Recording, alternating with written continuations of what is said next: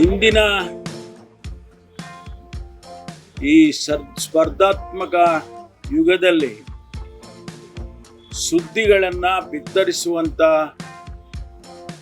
ಸವಾಲುಗಳೇನಿದೆ ಮತ್ತು ಕಾಂಪಿಟಿಷನ್ ಏನಿದೆ, ಆ ಸಂದರ್ಭದಲ್ಲಿ ಒಂದು ಹೊಸ ರೀತಿಯಲ್ಲಿ ಕರ್ನಾಟಕ ಟಿವಿ ಇವತ್ತು ಹೊರಟಿರ್ತಕ್ಕಂಥದ್ದನ್ನು ಮೊದಲನೇದಾಗಿ ನಾನು ಸ್ವಾಗತ ಮಾಡ್ತೇನೆ ಮತ್ತು ಅಭಿನಂದನೆಯನ್ನು ಸಲ್ಲಿಸೋದಕ್ಕೆ ಬಯಸ್ತೇನೆ.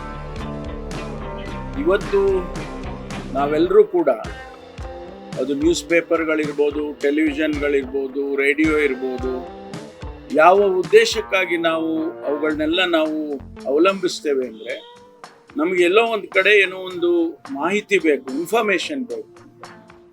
ಆ ಇನ್ಫಾರ್ಮೇಷನ್ನಿನ ಜೊತೆಯಾಗಿ ಬೇರೆ ಬೇರೆ ರೀತಿಯಲ್ಲಿ ಬಿತ್ತರಿಸೋದನ್ನು ನಾವು ನೋಡಿದ್ದೇವೆ.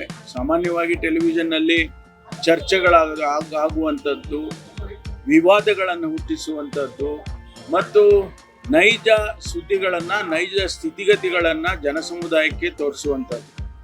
ಇಂತಹ ಸಂದರ್ಭದಲ್ಲಿ ಅದೆಲ್ಲವನ್ನು ಬಿಟ್ಟು ಹೊಸ ರೀತಿಯಲ್ಲಿ ಹೇಗಿದೆ ಹಾಗಿದೆ ಅನ್ನುವಂಥ ರೀತಿಯಲ್ಲಿ ಇವತ್ತು ಈ ಕರ್ನಾಟಕ ಟಿವಿ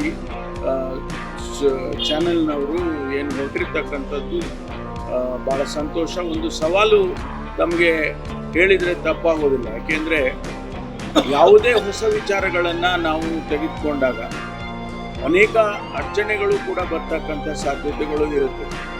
ಆ ಸಂದರ್ಭದಲ್ಲಿ ಅದನ್ನು ಮೀರಿ ಹೋಗೋದೇ ಸಾಧನೆ ಅಂತ ಹೇಳ್ತೀವಿ. ಆ ಸಾಧನೆಯನ್ನು ತಾವು ಮಾಡ್ತೀರಿ ಎನ್ನುವಂಥ ವಿಶ್ವಾಸ ನನಗಿದೆ. ಹಾಗಾಗಿ ತಮಗೆಲ್ಲರಿಗೂ ಕೂಡ ಶುಭವಾಗಲಿ ಅಂತ ಹೇಳಿ ನಾನು ಹಾರೈಸ್ತೇನೆ.